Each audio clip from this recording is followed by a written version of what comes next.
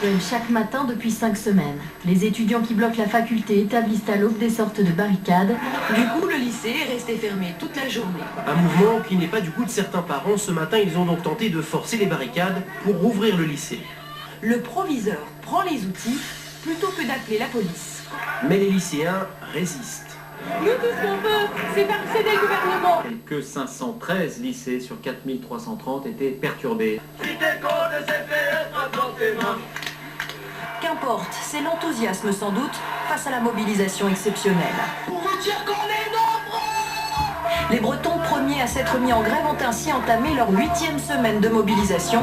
Avec 30 à 50 000 personnes, ils n'ont jamais été aussi nombreux.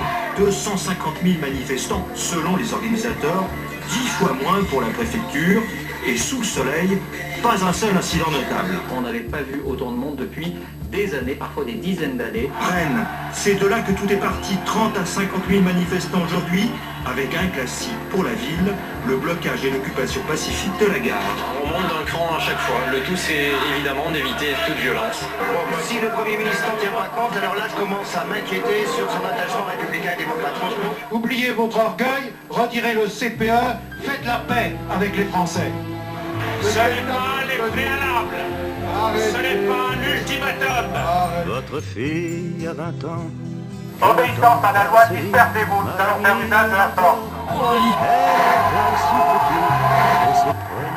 Place de la République, le point d'arrivée de la manifestation parisienne, le point de rendez-vous des casseurs attendus par les forces de l'ordre. Les casseurs souhaitent en découdre avec la police.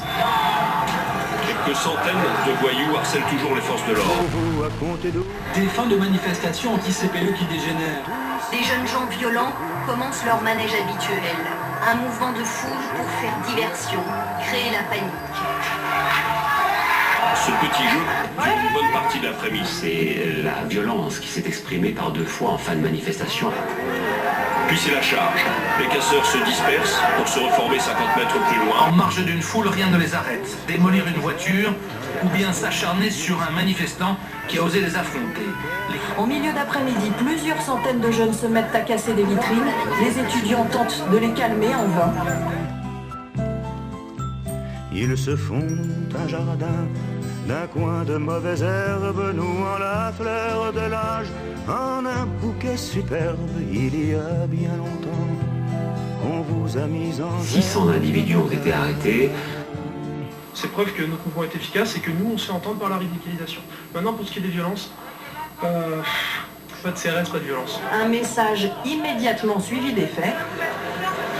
Il en rougit presque. Face au chômage des jeunes, je ne baisserai pas les bras. Je vous remercie.